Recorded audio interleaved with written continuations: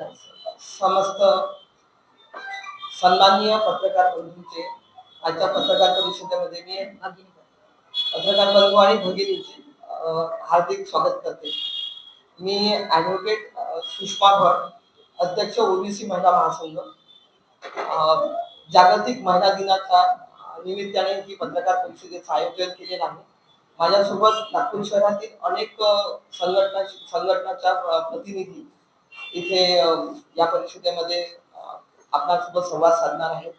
त्यामध्ये प्रामुख्याने doctor Saroj Aglave, Mrinalini दैवडे, advocate समीक्षा गणेशे, मोनाली अपर्णा, अर्चनाताई बर्डे, रेखाताई बाराते, अंजलीताई बुद्धे यांचा प्रामुख्याने समावेश आहे.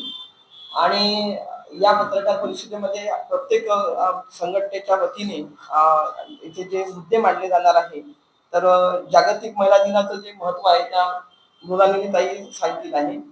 महिला दिनाच्या जे सादरीकरणाचे जे स्वरूप आहे त्याबाबत अर्चना बर्डे आणि अंजलीताई सांगतील.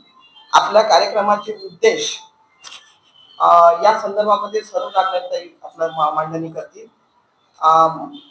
तसंच महिलांसमोरील जे आव्हाने आहेत ते मी स्वतः इथे मांडणार आहे.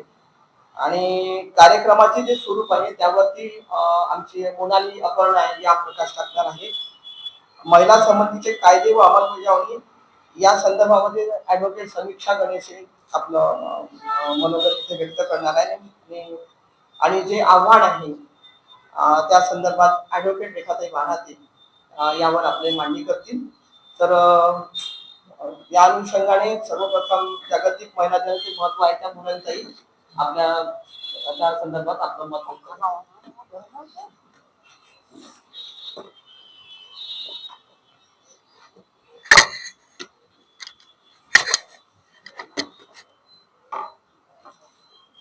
सर्व पत्रकार बंधू भगिनींना मी मृणालिनी दैवडे माझा आपणा स्नेह नमस्कार.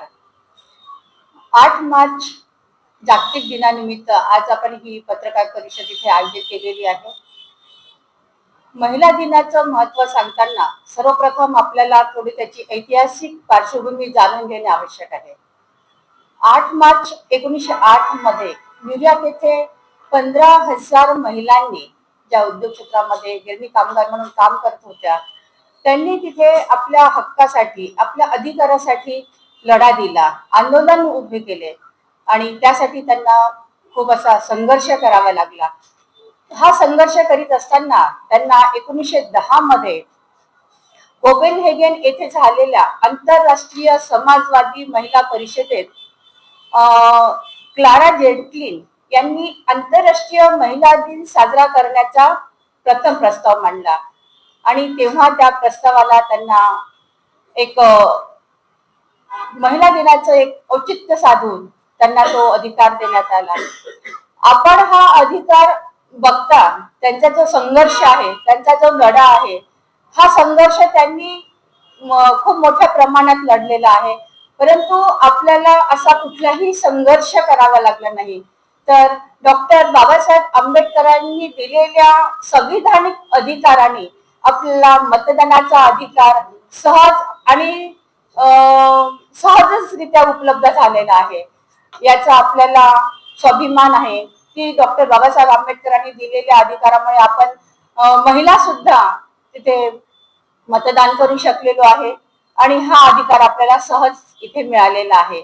एवढंच बोलते, थांबते.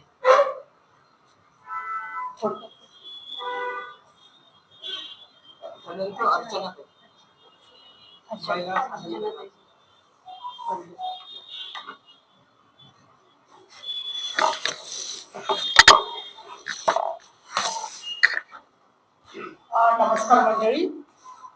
आत्ताच्या काळात आता जसं सांगितलं मृणालिनीताईंनी की महिला दिन का साजरा करतो, पण आपण आपल्या इथे बघतोय की आजकाल कुठलाही कार्यक्रम त्यात महिला दिन पण आला हा इव्हेंट म्हणून साजरा करण्यात येतो. मॉलमध्ये प्रत्येक गोष्टीवर तुम्हाला डिस्काउंट मिळते, महिलांसाठी स्पेशली मेकअपच्या सामानावर तुम्हाला डिस्काउंट मिळते, दागिन्यांवर डिस्काउंट मिळते. आणि घरी काय असते की नवरा बाहेर जेवायला घेऊन जातो, काहीतरी गिफ्ट देतो आणि महिला दिवस आपला संपतो.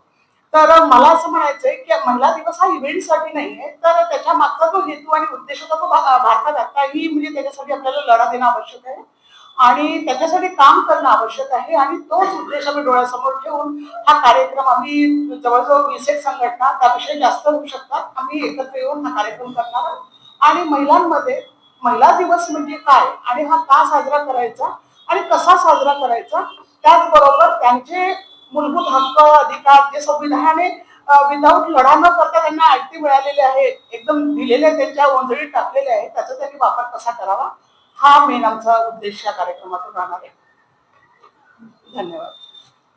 सांगितल्याप्रमाणे की जे आजकाल साजरीकरण महिला दिनाचं जे केलं जाते ते साजरीकरण म्हणजे आपल्याला कोणालाच मान्य नाही की ते बाहेर एक दिवस बाहेर जाणे, म्हणजे कपल बाहेर जातात, नवरे त्यांचे बाहेर नेतात, मॉलमध्ये खरेदी वगैरे अशा पद्धतीचं जे अर्चना त्याने सांगितलं त्याला कुठेतरी एक आपल्याला, कारण महिला दिन म्हणजे हा महिला दिन करणे नव्हे, हे आम्हाला या 8 मार्चच्या दिवशी त्या आमच्या या कार्यक्रमाद्वारे आम्हाला महिलांना सांगायचं आहे. आणि अशा प्रकारे महिला दिवस हा एक दिवसाचा नसून आपल्याला रोजचा करता यावा, रोजचा आपला महिला दिन असावा, या आम्ही या 8 मार्चच्या या कार्यक्रमाच्या दिवशी आम्ही महिलांमध्ये जागृती याबद्दल जागरूकता निर्माण करण्याचा आम्ही पुरेपूर प्रयत्न करणार आहे. बस, धन्यवाद. डॉक्टर सरोजा धम्मदिना सार्वजनिक वाचनालयाची अध्यक्ष आहे. अनाथ खंडित परिवार महिला क्रेडिट कोऑपरेटिव्हची अध्यक्ष आहे आणि सम्यक संकल्प संघाची उपाध्यक्ष आहे. तसंच अनेक संघटनांशी जोडलेली आहे. सामाजिक प्रश्नांवर सतत समजा म्हणजे भाग घेते किंवा त्याच्यासाठी तत्पर म्हणजे सेवा द्यायला तयार असते किंवा लढायला तयार असते. आज आपल्याला दिसतं की आजच्या जागतिक महिला दिन म्हटलं की वेगवेगळ्या संघटना साजऱ्या करणार असा तो प्रश्नच नाहीये. त्याच्यामध्ये नवीन असं काहीच नाहीये. जेवढ्या महिला संघटना असतील किंवा पुरुष जिथे जोडलेले आहेत ते सगळे समजा जागतिक महिला दिन साजरा करतात. नवं काय आहे त्याच्यामध्ये? तर मला असं वाटतं की जागतिक महिला दिन साजरा करून महिलांच्या समस्या संपलेल्या नाही, त्यांच्या समस्या अजूनही आहेत. जागतिक महिला दिन म्हणजे काय हेच पहिली गोष्ट समजा त्या महिलांना माहित नाही आहे. तर आपल्याला ऐतिहासिक त्या घटनेचं त्या दिवसाचं स्मरण करून देणे हा एक उद्देश आहेच. संविधानाच्या माध्यमातून आम्हाला स्त्री पुरुष समानता मिळालेली आहे, पण त्या स्त्री पुरुष समानतेची जाणीव किंवा घटनेमध्ये जे काही समजा त्यांनी समानतेविषयी घालून दिल्या स्त्री पुरुष समानतेविषयी याची जाणीव त्यांना नाही आहे. त्याची जाणीव त्यांना सतत करून देणे, त्यांच्या हक्काची अधिकाराची जाणीव करून देणे, त्यांच्यामधल्या शक्तीची त्यांना जाणीव करून देणे आणि सतत त्यांना समजा जागरूक ठेवणं आपल्या हक्कांप्रती, हे आमचं आजच्या याचं उद्दिष्ट आहे. तर मला असं वाटतं की पत्रकार बंधूंनो, नेहमीच आम्ही तुमच्यासमोर येतो आणि तुमच्या पेपरच्या माध्यमातून आम्ही तर म्हणजे माउथ पब्लिसिटी करतो, पत्रकाच्या माध्यमातूनही आम्ही समजा आमच्या याचा कार्यक्रमाचा प्रचार करू. पण आम्ही याच्यासाठी चालू की तुमच्या माध्यमातून आमचा हा कार्यक्रम लोकांपर्यंत म्हणजे पोहोचावा आपल्या पेपरच्या माध्यमातून आणि मोठ्या संख्येने म्हणजे महिलांनी पुरुषांनी सुद्धा याच्यामध्ये, कारण आमच्यासोबत पुरुष बांधव सुद्धा आहेत. जागतिक महिला दिन म्हणून महिलाच नाही तर आमच्यासोबत पुरुष सुद्धा असतात, मोठ्या प्रमाणात सतत पाठीशी असतात, ते कार्यक्रम सोबत असतात आमच्या.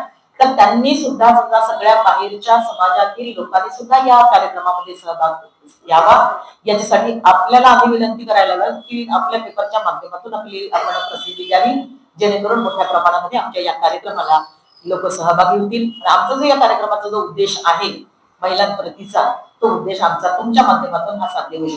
धन्यवाद. महिला पुढील जी आव्हाने आहे या संदर्भामध्ये आपलं तर गल्लीपासून तर दिल्लीपर्यंत, घरापासून तर म्हणजे सगळीकडे आजही महिलांवरती अन्याय अत्याचार जे आहे ते सातत्याने होतात. दर 16 मिनिटाला एक रेप होतो, दर 3 मिनिटाला प्रत्येक महिलेसोबत छेडखानी होते. तर हे अतिशय दुर्दैवी आणि म्हणजे समाज म्हणायला तरी एक मानवाला कलंकित असा करणाऱ्या कृती ज्या घडतात आहे त्या खरोखरच म्हणजे वेदनादायी आहे. तर ही जी आव्हाने आहेत म्हणजे इथली जे काही आपण जे म्हणतो की संविधानाने महिलांना सगळे अधिकार दिले, इक्वॅलिटी ही अजूनही या समाजामध्ये एस्टॅब्लिश होऊ शकली नाही. महिलांकडचा बघण्याचा दृष्टिकोन, जो दूषित दृष्टिकोन पूर्वकाळपासून चालत आलेला आहे, तो अजूनही तसाच आहे. त्याच्यामुळे ज्या एवढे सगळे कायदे आहेत म्हणजे कायदे म्हणजे कागदावर आहेत सगळ्याच प्रकारचे. म्हणजे 1963 मध्ये डावरी प्रोहिबिशन ऍक्ट जरी झाला होता तर 63 पासून अजूनही तो प्रत्येकडे हुंडाबळीचे प्रकार घडतातच आहे. नंतर डोमेस्टिक व्हायलन्स याच्यामध्ये रोजच्याच घटना घडतात. म्हणजे हे सगळे व्हायलन्सेस या स्त्रिया सतत त्यांनी सहन करतात. म्हणजे कुठेतरी जागतिक महिला दिन हा नुसता साजरा करून नव्हे तर समाजातील प्रत्येक महिलेमध्ये ते जाण आणि भान निर्माण करणं आणि त्या जाण आणि भान निर्माण तिला स्वतःला ते कळलं पाहिजे माझं अस्तित्व, ती व्यक्ती म्हणून तिचं अस्तित्व निर्माण करण्याची खऱ्या अर्थाने गरज आहे. आणि या अनुषंगाने म्हणजे ही जी आव्हाने आहेत ही आव्हाने नुसत्या म्हणजे काही ज्या मोजके जे लोक काम करतात त्यांच्या पुढची नाही आहे. ही पूर्ण या देशाची जे लोकशाहीचे जे 4 स्तंभ आहेत या 4 स्तंभांसमोर सुद्धा ही फार मोठी आव्हाने आहेत. या स्तंभांना सुद्धा कुठेतरी ते आव्हाने पेलवावे लागतील आणि या माध्यमातून प्रत्येक स्त्रीला तिची सुरक्षा, तिचं स्वातंत्र्य, तिचं म्हणजे व्यक्ती स्वातंत्र्य आणि तिला इक्वेलिटीच्या ज्या संविधानाने तिला जे अधिकार दिलेले आर्टिकल 14, 15 त्याच्यानंतर हिंदू कोड बिलाने जे समस्त अधिकार तिला दिलेले आहेत त्या अधिकारापर्यंत नेण्याची जबाबदारी इथल्या शासन प्रशासन आणि ज्या न्याय व्यवस्था आणि मीडिया या प्रत्येकाचीच ही जबाबदारी आहे. आणि ही जबाबदारी साठी प्रत्येकाने सिद्ध होणं आणि महिलांना खऱ्या अर्थाने ती व्यक्ती म्हणून ती माणूस म्हणून जगली पाहिजे. या अनुषंगाने जी आव्हाने आहे तिच्यावर या घटना घडता कामा नये. कारण अनेक रोजचे व्हिडिओ व्हायरल होतात. कॉलेजेस मध्ये ती सुरक्षित नाही, प्रोफेसरच तिच्यावर, टीचरच रोज पान उघडलं का टीचरच रेप करतो. किती भयानक आहे. घरामध्ये घरातले नातेवाईकच तिच्यासोबत अशा प्रकारचे जे आव्हान आहे लहान लहान गोष्टीतून ती व्यक्ती म्हणून जगू शकत नाही. म्हणून हे आव्हान हे करण्यासाठी समस्त समाजातल्या प्रत्येक व्यक्तीचं खऱ्या अर्थाने ही जबाबदारी आहे. या अनुषंगाने हे जागृतीचं अभियान आम्ही स्त्री मुक्ती जागर या टायटल खाली आम्ही वर्षभर राबवणार तर आहोत. पण याच्यासोबत सगळ्यांची आम्हाला सोबत पाहिजे आहे आणि यासाठी आपण या बातमीला व्यापक प्रसिद्धी देऊन कारण आम्ही याच्यात रॅली तुमच्यावर पत्रक आहे आम्ही रॅली काढणार आगळा वेगळा कार्यक्रम आम्ही घेतला याच्यासाठी की तो जनमानसाला सामान्य माणसाला स्ट्रीटवरच्या माणसाला पण कळावं की महिला दिन काय असतं. त्याच्यातून आम्ही एक सामाजिक संदेश देऊन त्यांच्यापर्यंत तो विचार नेण्याचं काम प्रत्येकापर्यंत म्हणजे असं बंद हॉलमध्ये न करता अशा पद्धतीचा हा आगळा वेगळा प्रयोग यावर्षी आम्ही आमचं एक कुठंतरी आम्हाला त्याच्यातून वेदना होतात म्हणून आम्ही करतो आहे. तर आपण याला व्यापक प्रसिद्धी द्यावी आणि आम्हाला सहकार्य करावं. आपल्या पत्रकामध्ये तुम्ही प्रोग्राम दाखवलेला आहे त्याच्यामध्ये सावित्रीबाई फुले आणि डॉक्टर बाबासाहेब आंबेडकर यांचं जे योगदान महिलांसाठी आहे त्याच्यावर सुद्धा तुम्ही करणार आहे का कार्यक्रम? यस. आणि दुसरा एक प्रश्न आहे की लाखो महिला भारतातून गेल्या काही वर्षातून गायब झाल्या आहेत. तर हे या प्रकारचे प्रश्न सुद्धा तुम्ही यस हे सगळं हाताळणार. वर्षभर आम्ही हे करणार आहोत सर. म्हणजे नुसतं एका दिवसाचा कार्यक्रम हा नसणार आहे कारण ही आपल्याला फॉरएव्हर आम्हाला जबाबदारी आहे. त्या जबाबदारीनं ते करण्याची गरज आहे. म्हणून आम्ही वर्षभरच हे प्रोग्राम वेगवेगळ्या एरियामध्ये वेगवेगळे जसं आपले जे विधानसभा क्षेत्र आहे या सगळ्या ठिकाणी राबवण्याची आमची जबाबदारी आहे. प्रत्येकाची जबाबदारी त्याच्या सगळ्यांना इन्व्हॉल्व्ह करून हे करणार आहोत. पत्रकामध्ये जे आहे डॉक्टर बाबासाहेब आंबेडकरांचं आणि सावित्रीबाई फुलेंचं कुठेच नाव नाही आहे ना आमचा वर नाव आहे. वर प्रेस नोट मध्ये बघा सर. प्रेस नोट मध्ये या पत्रकामध्ये पहिली संविधानाविषयी लिहिलेलं आहे. संविधानाविषयी नाही संविधानाविषयी त्यांना हार घालून हे करूनच आम्ही सुरुवात करणार आहे. त्यांना आम्ही विसरू शकत नाही.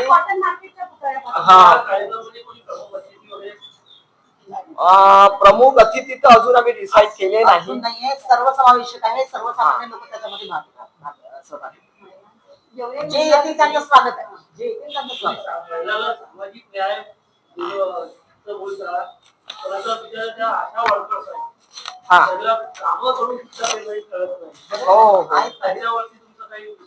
समस्यांमध्ये आम्ही घेतलंच आहे ना. आपल्या बरोबर अंगणवाडी कर्मचारी सभा, आशा वर्कर्स, बचत गटाच्या महिला आपण याच्यामध्ये सहभागी आहे.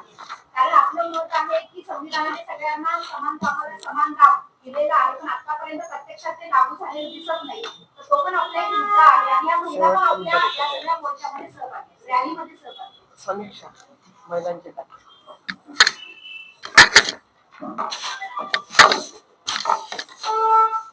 नमस्कार, मी ॲडव्होकेट समीक्षा गणेश. माझी जी संघटना आहे ती ओबीसी वकील महासंघ आहे त्याच्यातर्फे मी उपस्थित झालेली आहे आणि हा एक आगळा वेगळा कार्यक्रम आम्ही 8 मार्चला घेतो आहे. म्हणजे जनरली सभागृहामध्ये होणारे कार्यक्रम असतात आमचे. यावेळी रॅलीच्या मार्फत कॉटन मार्केट पासून सुरू होणारी गांधीसागर तलावापर्यंत जाणारी ही रॅली आहे आणि अनेक महिला यामध्ये सहभागी होणार आहेत, अनेक संघटना सहभागी होणार आहेत. रॅलीनंतर काही पथनाट्य आहे, गाणी आहेत, तर त्याच्या म्हणजे त्या अनुषंगाने किंवा त्याच्या मार्फत आम्ही काही